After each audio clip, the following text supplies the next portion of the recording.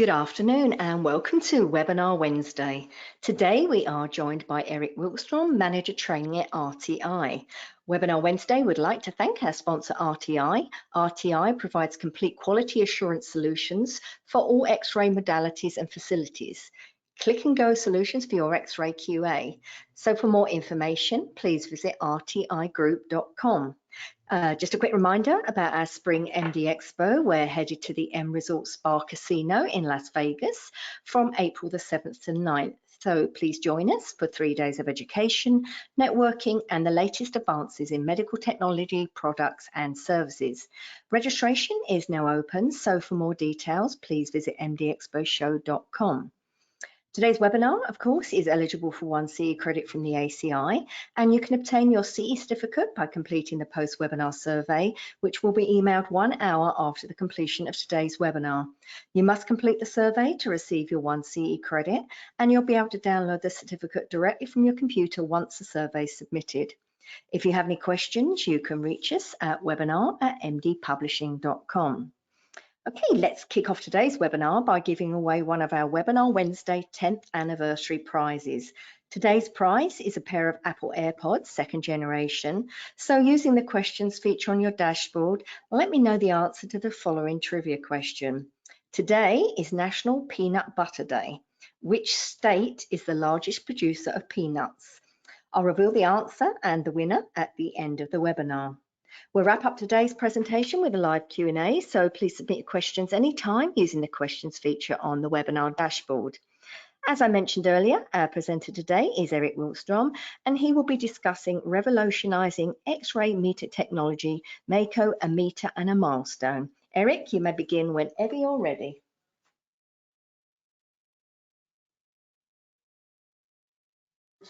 There we go. Thank you very much, and thanks for this opportunity to give a presentation and a little bit of an insight into a new system for measurements of X-ray QA data. Like I said, I'm Erik Wikström. I'm the Manager of Training here at RTI. Also joining me is my colleague from the United States, Steve Holmes. Steve, you want to introduce yourself? Real quick, just great to see everybody join today. My name is Steve Holmes. I'm actually based in North Carolina. Hopefully we'll get a chance to see at various meetings throughout the year, including the MD Expos and other events that take place, and of course work with our sales team just to help support the HTM community. So it's great to be here. Thank you, Erik. All right. So well, today's topic is revolutionizing X-ray meter technology. Is where we've been for a while with a new launched product, Mako. It's a meter and a milestone.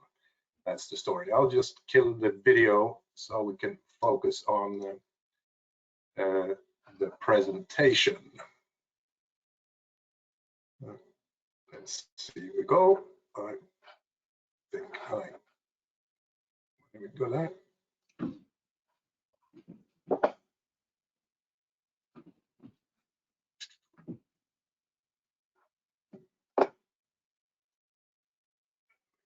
Let me just get the screen. There we go. All right. Sorry about that. I hope you can see my screen at the moment.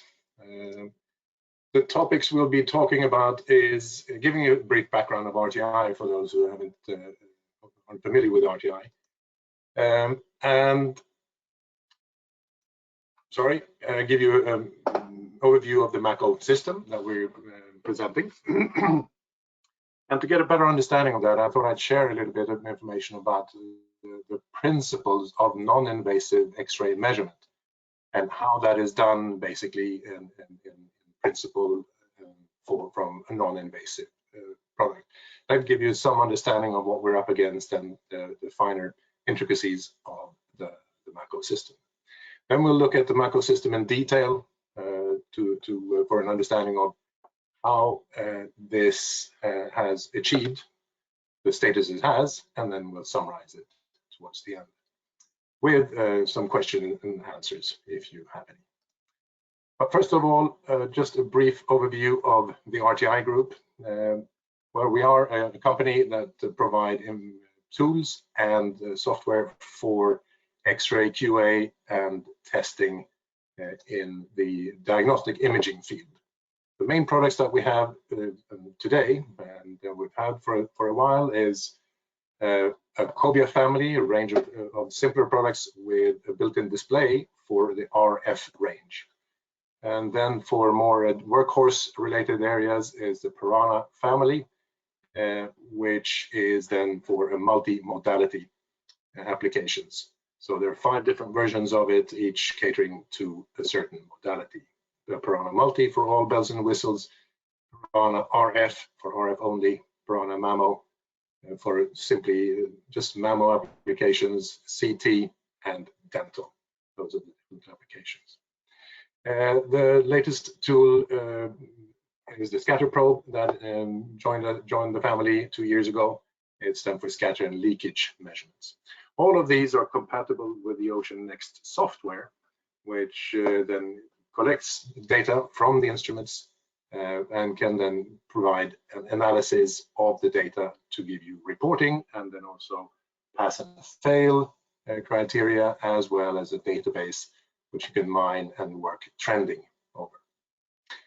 To these products here, there's also a range of different probes and accessories to complete the tasks that are not only tube output related, but also when it comes to measuring CTDI, for instance, beam width, mass, and tube current, the light, etc. So all of the components required for a complete PM or a QA for X-ray imaging.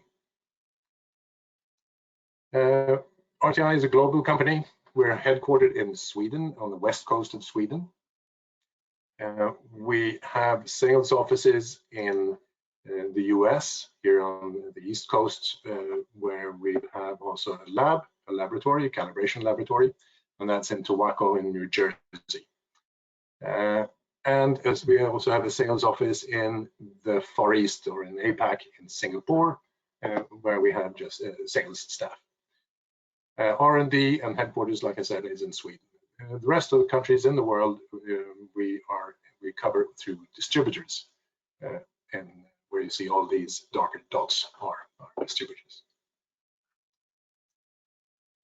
We've got a network of global customers, of course, and I'm sure you'll note that familiar with most of these.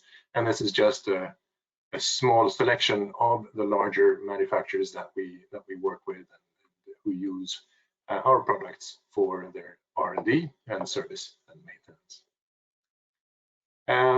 When it comes to priorities and what we value the most in the market is fast calibration service.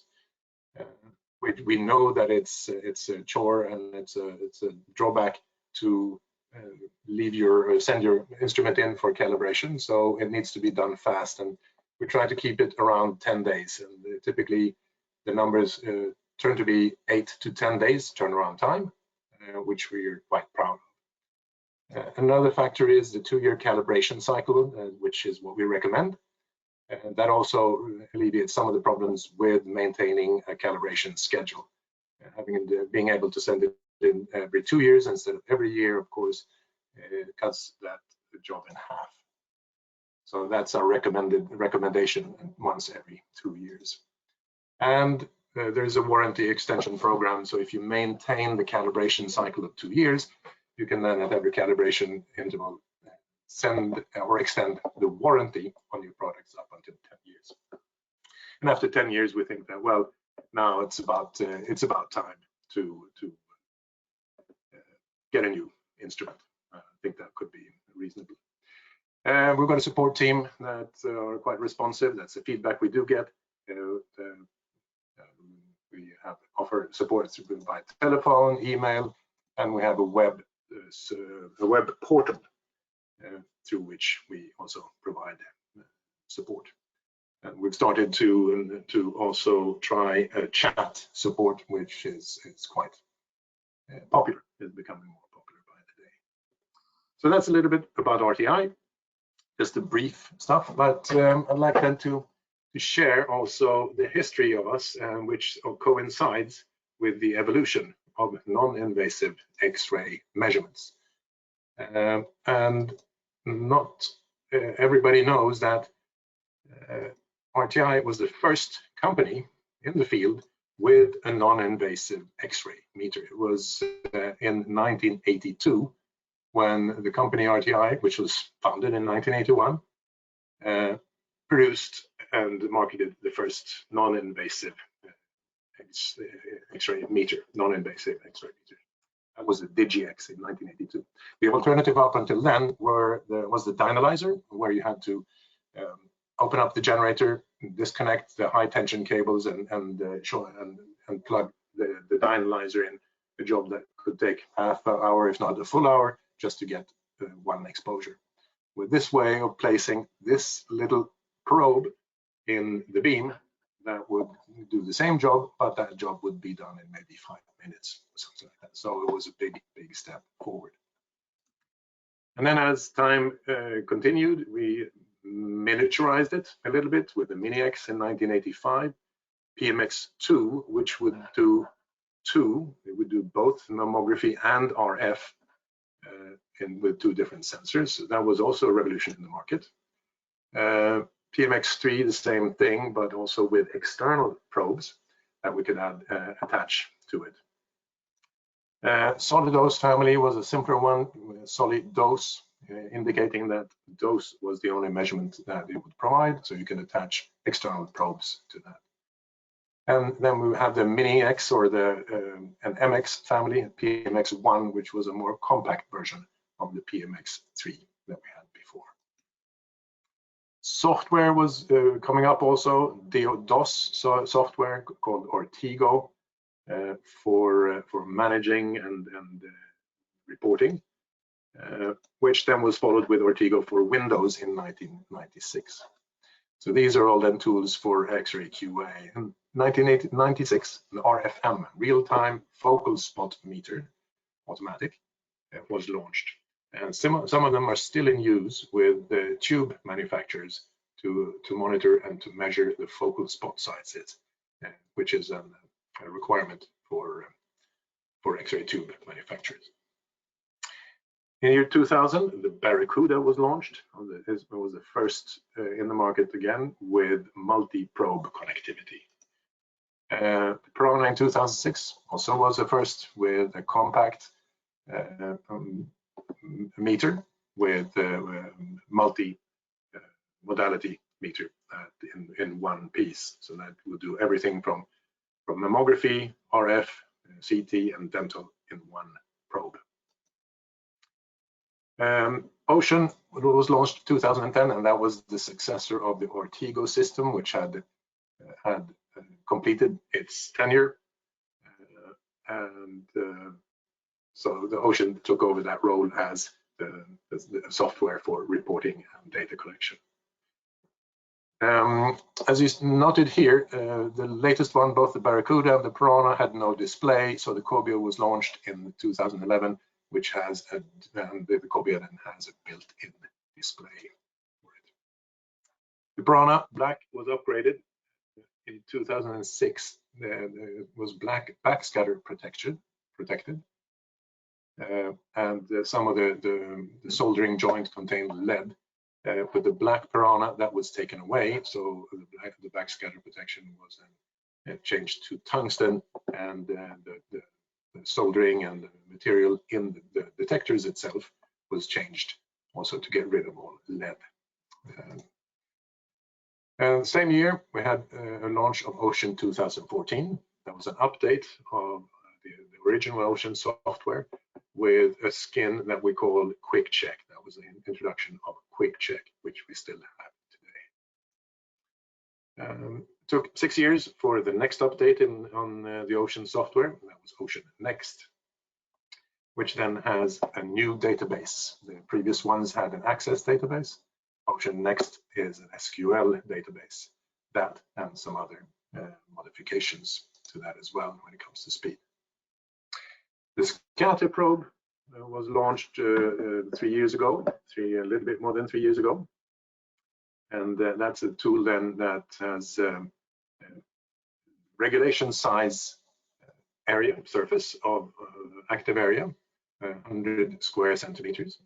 And it's a solid state device which provides very high sensitivity and makes it very suitable for leakage testing and scatter measurements for not only high energy, which is an RF and CT, but also for the Mako range, because there's, thanks to the design, there is very limited cutoff for the lower mean energy photons. So it's a very interesting tool for that certain purpose. The launch of Ocean Next, also the design in Ocean Next software here was then designed for and prepared for cloud service, cloud connectivity. And the first step there was a MyRTI, which was a user portal for Ocean users, through which you could have access to manuals, calibration certificates of your instruments, and manuals, and etc., which is quite convenient in that respect. So that was the first step in the cloud connectivity.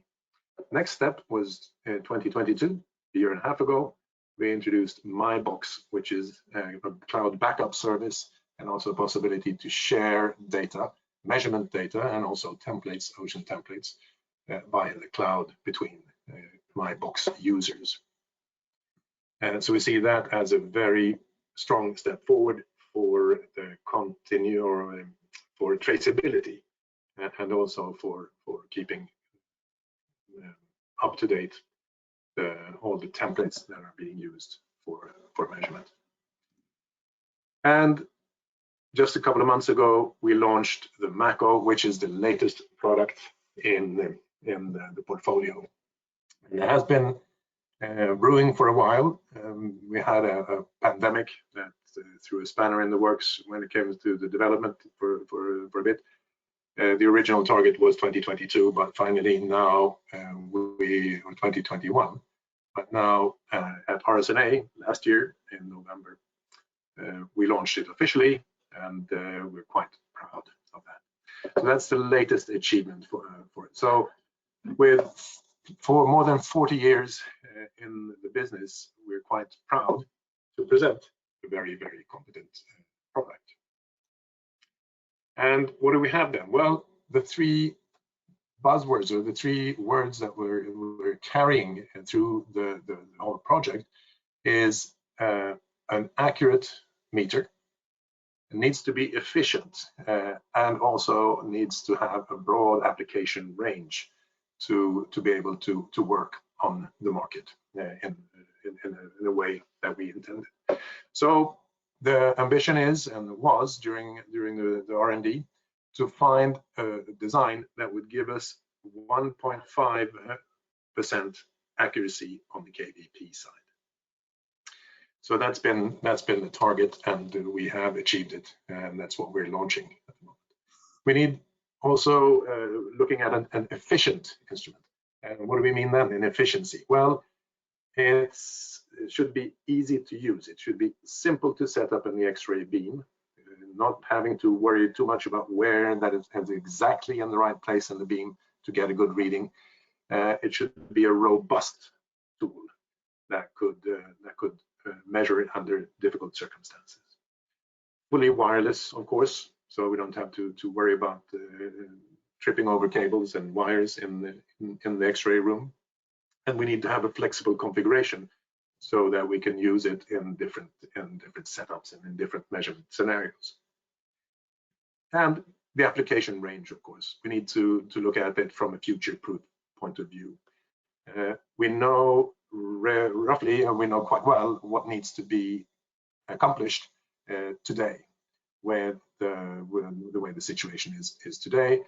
So we've built it according to that, but also left spare capacity, spare resources, and spare performance to be able to manage and to integrate new requirements or solutions for new requirements in the future. So it's simple to say that it's designed today for the requirements and the challenges of tomorrow.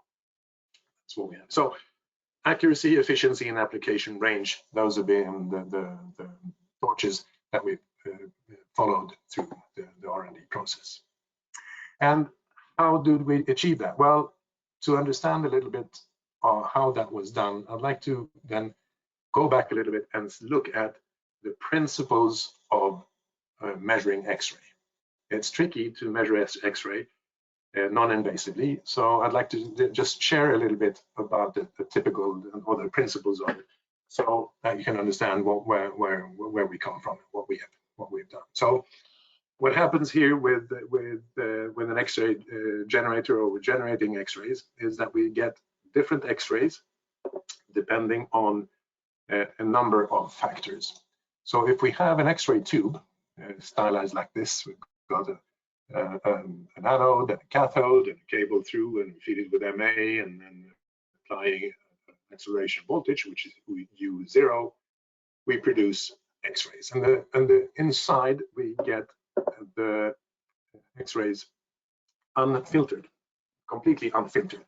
So we have X-rays of all energy levels, all the way from the maximum energy, which is the acceleration voltage, all the way down to those who barely float. They almost sink like stones and have no energy at all, just barely leave the anode surface. So we have the full spectrum inside the tube. But as soon as it leaves the tube, these here are filtered away. Photons with lowest energy here is filtered away by the opening of the filtration in the port in the X-ray tube housing, typically beryllium window. So that then stops. There's some photons that don't have the energy even to penetrate that, so they'll remain inside the tube. But these are then filtered a little bit, and that's what we call the inherent filtration. It follows this curve right there. But if we then add filters with known properties, they will then produce another spectrum, each different spectra, depending on the thickness of the filter. And if those then are hit a diode with known properties, which we calibrated, we can then use those two signals and signal process those to give us the total filtration, which is a function, and we can work that out based on the known thickness and how they behave in an X-ray beam. So that's one bit to get the total filtration. Well, from there, if we do that signal and then we compact it and we add the similar signals from other diodes, we add more diodes to that and stick that data into an algorithm, we will get the acceleration voltage, which is then we can work that backwards and get the acceleration voltage, which is what we are looking for, which is the desired parameter that we want to measure. All right, so what else can we get? Well, with information about the total filtration and the acceleration voltage, we can get the HVL value.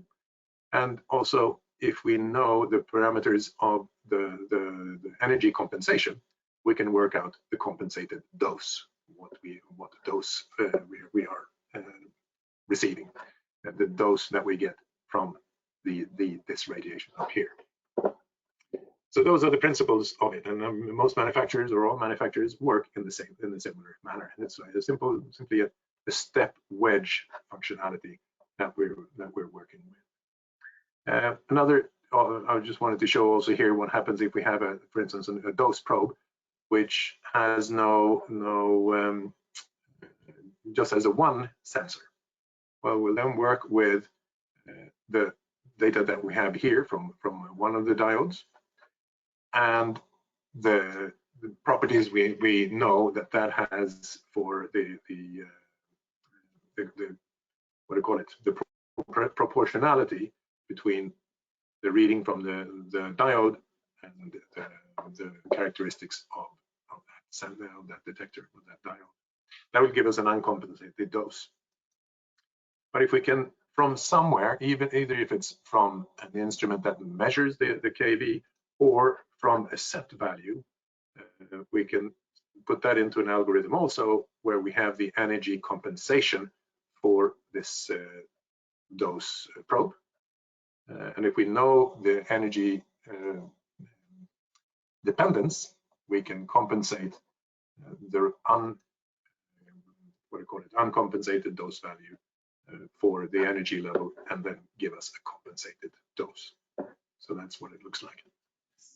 So that's a little bit about the principles of how it works. Of course, there are shortcuts and some other modifications, but these are the principles of how it's done. If we look at a traditional detector design, we can look into one of our legacy products, the Piranha, which is out there in the market. If we open that up, of course, we have a collimator up here, which is then a little bit of radiation protection here. There is a filter set. That's the first thing you see. Underneath the filter, there's an array of diodes in this direction, up like this. And here is a stepper motor to move that filter pack. Why that's done, we'll see that in a moment. And if we take even a closer look, okay, we'll see that we have, could make out here, that's where we have the detectors. And above the detectors, we have filters that move in this direction. So there's different thicknesses here, and there's different thicknesses in this way as well. So we will then have different filtration depending on the position of this filter pack. And that's determined by the stepper motor right here. So underneath here, you have diodes, and they look like this if we take that away. Here's the diode pack.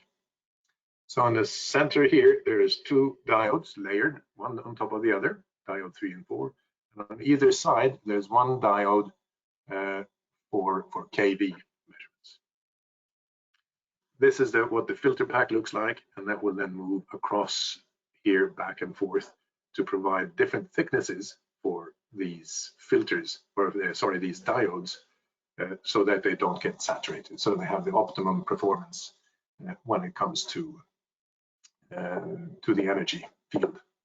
So the filters by kV range, you might be able to make out here that here we've got from 90 or 190 to 150, that's the highest energy we can use, and then down to mammography, which is 18 to 49.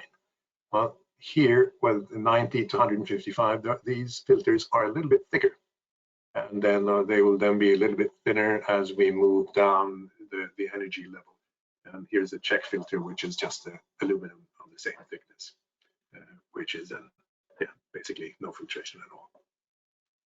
So that's how it works here. So for the Piranha, to cater to different energy levels, energy ranges, 90, 45 to 125, this filter pack moves to when that energy range is changed. So that's how that works, and how that can be. Even though we only have 4 diodes, 2 in the middle here, one on top of the other, and they are responsible, and they're the dose, where the dose is measured from predominantly, and one on each side with which we calculate the kV and also the HVL. And then you can say, well, for these 2 on each side, I understand that, yeah, here we've got different filtration. This is one thickness here of the filter, and here there's another filter. But how about these? The 2 here. Well, since they're in the center, one on top of the other, the top diode is the filter for the one below. So one of them acts as a filter for the one below. So that's how we have the filtration also for that layered detector, so to speak, in the center. So that's how it's done in the Piranha. And so the Piranha has such a wide range, and also how it can be, we can achieve also with piranha quite a high, very high accuracy and stability in the measurement range. Then we have another product, another family called the Cobia. Here, the detectors are actually made up of diodes in rings, diode rings, and which then fill the same function as the moving filter in the piranha. But here, they don't move. It's just if there are different thicknesses in the filter, which is in rings in this area over here. In the filter. So this is then folds over, and then it acts as a filter. You have these circular filters of different thickness for the different rings of detectors.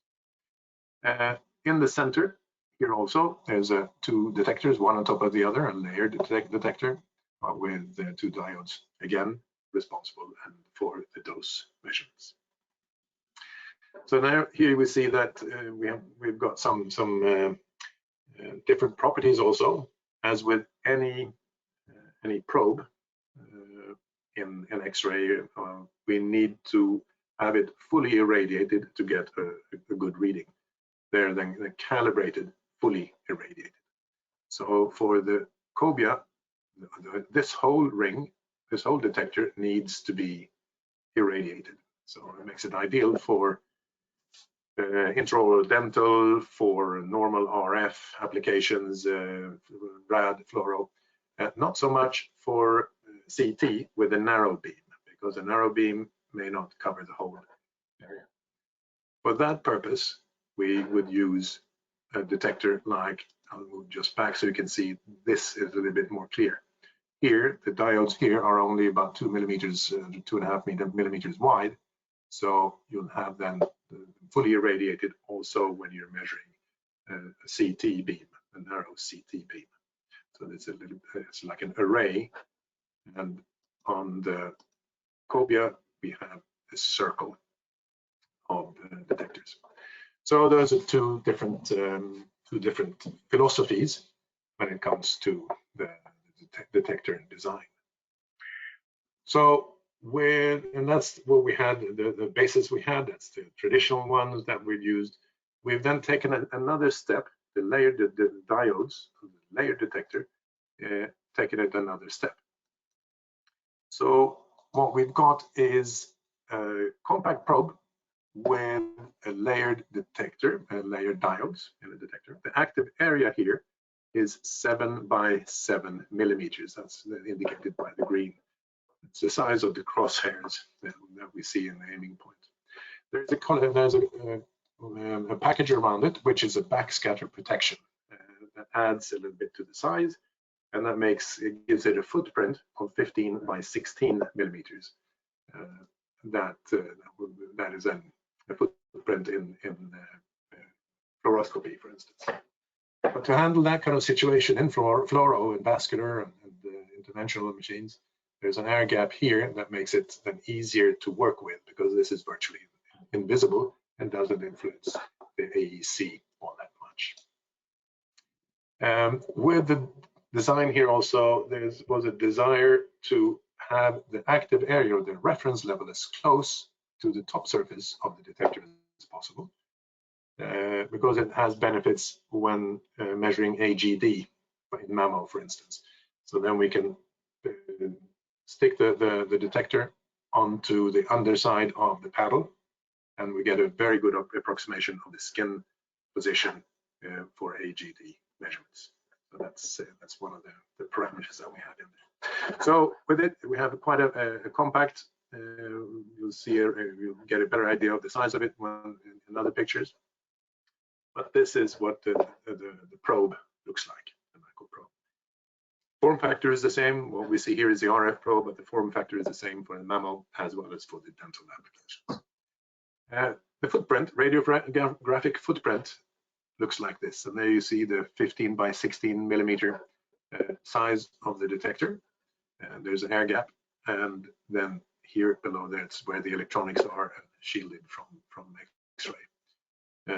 So that's this area we need to get into the field, and we can push it quite a bit into the field, into the area of AED, AEC, to before pushing the parameters too much.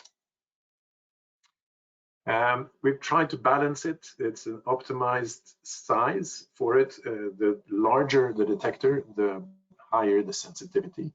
But of course, it then has a higher footprint and a bigger impact on the AEC. So we've tried to, with this size, balance that as much as possible. With the air gap, of course, it gives us some degree of freedom when it comes to placing it in the field. If we would like to, we can put the whole Mako hardware into the beam because it's radiation resistant. And as you see here, this probe is connected with a USB cable. It can also be hooked up directly and docked into the main base unit for better stability. So we have those options. That's that flexibility. All right, another novelty is a segmented diode. And what do we mean by that? Well, we found that looking at dental panoramic, we sometimes come across beams as narrow as 2 or 2.5 millimeters, really narrow beams. And CT, well, they come with, produce quite narrow beams as well. So to get a good reading and to ensure that we have full irradiation of the detector, we decided to make the detector in segments, and not only 1 or 2 segments. The detector is in more segments than that. It looks like this, where we have a center part of it, which is 0.9 millimeters wide. That means that even if we have a beam as narrow as 2 millimeters, the chances are very good that we'll have it fully irradiated, even excluding penumbra, etc. And why is that important? Well, if we don't have a fully irradiated detector, we could underestimate the dose to patients. And that's a bit of a concern when we're talking about dental units, which are thought to be quite safe and low dose, etc. So, and we need to make sure that the dose is set properly. It needs to be the correct dose, not as low, too low or too high. It needs to be the correct dosage. And for that, well, with a segmented detector like this, chances are that we'll have a better measurement of a very narrow beam.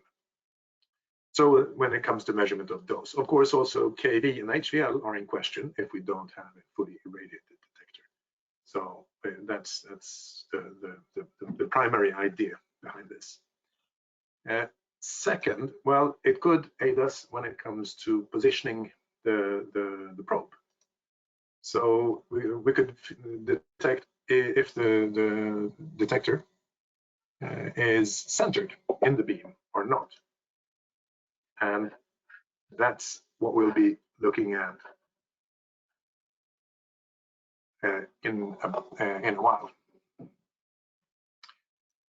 All right, so the benefits of a modern detector design. We've gone through the bigger picture of the detector design. Well, we have an innovative structure of the diodes in the detector. What does that bring us then? Well, it's optimized a layer of the diodes and also the filtering in between, which then gives us the possibility of fine-tuning and balancing sensitivity and the KV range. And that also then ensures that we will measure over the complete clinical range, which is a really strong point when we're looking at mammography, for instance. 18 to 49, that's a big stretch, but we've managed to do that through a good balancing of the filtering and the diode sizes. And with it also, we can control the accuracy, and we produce 1.5% KV accuracy for the full RF range, which is 35 to 155 KV. Covers the full clinical range of today. For the mammography, it's 18 to 49 with the one mammo probe. We don't need to switch probes to another for higher energies. We don't need to add any filtering. It's all built in thanks to good structure and a good layering of diodes and the selection of filters in between. The segmented detector then, well, it allows us to measure with narrow beams down to 2 millimeters. And the optimized area of the detector, well, sensitivity is proportional to its area, to its size. Think we've found a good balance for not only for today's systems, but also for tomorrow's, which are looking at lower doses but shorter pulses. So it's we need a quicker response, but also higher sensitivity. That's what we've built the Mako for, the detectors for that kind of application. If the footprint is too large, however, well, it will affect the AEC negatively, and we'll try then not to. We don't want that functionality. As you saw, the detector was square active area, and that makes it symmetrical when it comes to the heel effect. So there's no issues with rotational impact. We can rotate it and still have the same accuracy as before. We can also twist it because of the large opening of it, 7x7 handles. Also, if we twist it, so for a tomo sweep, for instance, we'll be able to monitor that without going outside the accuracy spec, which is quite important for tomographic applications. And then looking at future, of course, modern electronics gives us the processing power to employ the advanced algorithms that we would like. Now, with you saw from the Piranha, where we have 4 diodes, that's enough for the processing power of the Piranha, which was then developed in 2006. Now, 2020 and onwards, we have more powerful processors that can work with input from more than 4 diodes and 4 channels, and thereby giving us not only higher throughput, but also better usage of the algorithms that we would like to work with. And that's what we are. And of course, more efficient transmission of data up to the software and the option software and the display. And naturally also to have work with more probes and modules connected at the same time. As you see there in the picture, there's a RF probe and a mass module ready, and we can have that kind of functionality and still have very, very quick cycle times for the measurements. And we've left also margin, or there is assumed a margin for future development of applications for other modules or probes that might be around the corner for tomorrow's requirements. So that's what a modern detector design gives us. So it's not that's what we get by providing this kind of detector. And looking at it from that point of view, what is accuracy? 1.5% accuracy. What does it bring? Why is that important? Why could that be good? Well, it means that we have a more robust system. It doesn't have to be in the center beam, precisely leveled and stuff like that. With a well-designed detector, we will then be able to measure more a more rough installation.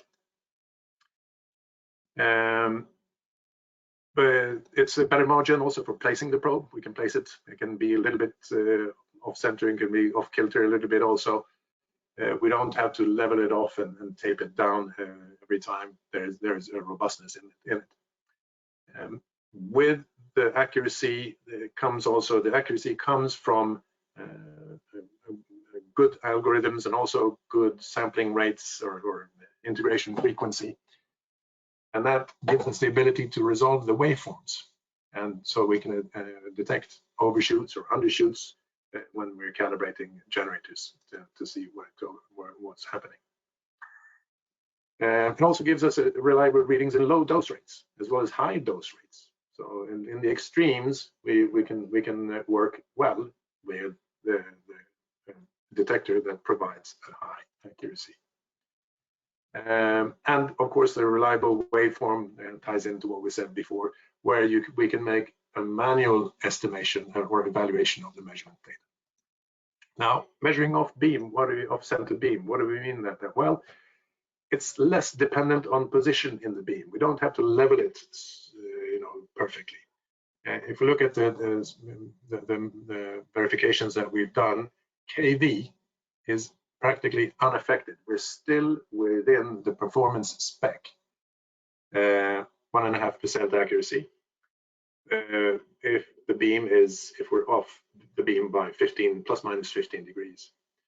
For dose rate, dose HVL, that's 30 degrees. We have a higher tolerance for that, which is quite interesting. So that means that for TOMO applications and also for other, if we're a little bit off center, it's not too much worry. The Mako will measure correctly, but as we know, KV and HVL is not affected by distance to the source, but dose is. And if we look at the effects there we have is if we're perfectly in the center beam, we have one distance to the source. If we move it off center beam, that distance to the source is going to be slightly bigger. So the dose here will be lower in position too. But as long as this angle here is less than 30 degrees, the dose reading will still be within specification. And that's, I think, one very good thing when it comes to the accuracy and to the robustness of it. And of course, yeah, it's going to follow the inverse square law, so we don't have to worry about that. And for KV and HVL, it's not, as long as the angle here is less than 15 degrees, which is a lot in a normal application, the data is going to be accurate. The measurement is going to be accurate both for KV and HVL. Furthermore, looking at the accuracy, well, we have the influence of noise. If we have a noisy signal from the generator, if it's a sparky signal, well, a good detector will be able to resolve that and to give us a good representation of the measurement, both for KV and for dose, as we see here, which gives us the chance then to visibly or visually check and verify the measurement and the data. Same goes with for dosage. If it's not ideal, the waveform, you'll see this one is has a bit of a sawtooth to it. But dose is an integrated value. The dose rate is calculated as the accumulated dose divided by the exposure time. And it's a good thing here, we can verify this with an ion chamber. For that, we'll know then that here it's the integration frequency is important when we integrate the dose over the exposure time. And the higher the frequency, of course, the better the resolution of the waveform. So it's not just technically a sample rate, it's an integration rate, or integration frequency. So that's then for when it comes to accuracy and what it does provide for us with the accuracy. And then going back a little bit again to the segmented diode. Well, it can be used not only as to ensure that we have a good dose reading in a narrow beam, but we can also use it as a positioning aid. So if we have the detector like this and the beam is a little bit off to the side, you'll see that the dose for segment C will probably be higher than the dose for segment D. And from that we can draw the conclusion that we need to move the detector to the left and to get the beam to be on top. If we have a similar thing on the other side, well, here in this case, dose D is larger than the dose C, we can draw the conclusion that we need to move the detector to the right to balance the beam. And if when we're done, we'll probably get information that, hey, dose C equals dose D, the detector is centered, and everything is dandy, and we're good to go. It's centered, and it's also fully irradiated, and we're good to go for a solid reading of dose in a narrow beam situation. So this is one of the applications that we thought of right now. There may be others that we will utilize the spare capacity in the processors and the electronics for. Looking at the application range, well, for the application areas, we cater to the rad, fluoro, mammo, CT, dental, and then a complete solution for and also technical staff, engineers, etc. And if we look at the rad, fluoro, well, the combination could be like this. System would consist of a base unit,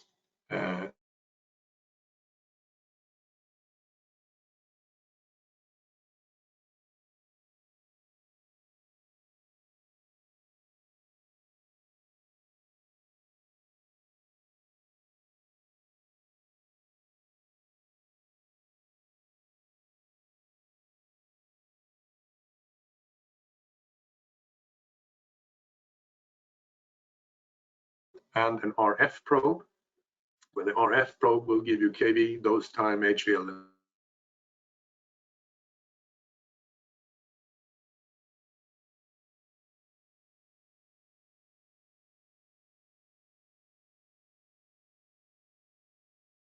Total filtration. If it's a fluoroscopy application, well, we'll also get number of frames, frame rate, and dose per frame. So this will then be connected either depending on what needs you have. Others.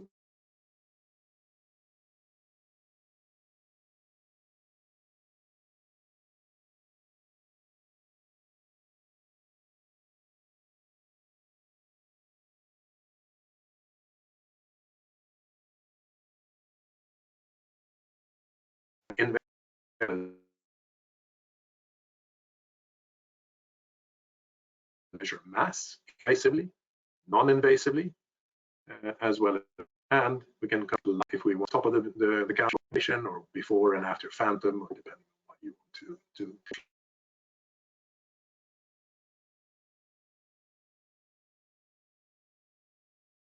Hi, Eric, this is Steve. I don't know, but we're losing some of the volume. I'm not sure if everybody else can hear. Maybe Linda, you could chime in.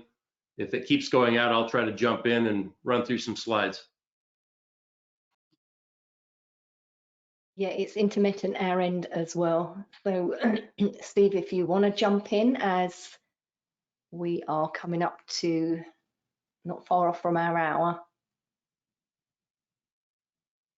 That's right. We're actually getting close to the end of this, but I will try to do that. Unfortunately, sometimes these technical difficulties occur, but I think, you know, obviously what Eric and our focus as a company is to always be the most accurate and efficient solutions. Similar for mammo applications, we'd have this applications. Oh, I don't hear doing anything, so I'm hoping to send them for mammo application. That we can identify this one here. If the CT KD dose, that's what you'd be using for using the in-chamber module. And for beam width. All right, level intraoral DBC, yeah, simple using CT.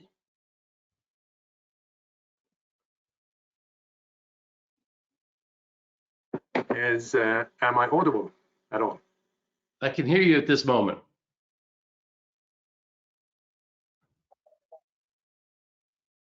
Okay, yeah, I heard it was dropping in and out, so. I can hear you well. I know we're getting close to the end. Hopefully everybody else can hear us too. Fortunately, after this, we can always make sure we reconnect individually with everybody for final questions too. But if we can, we'll just try to wrap this up here, Eric.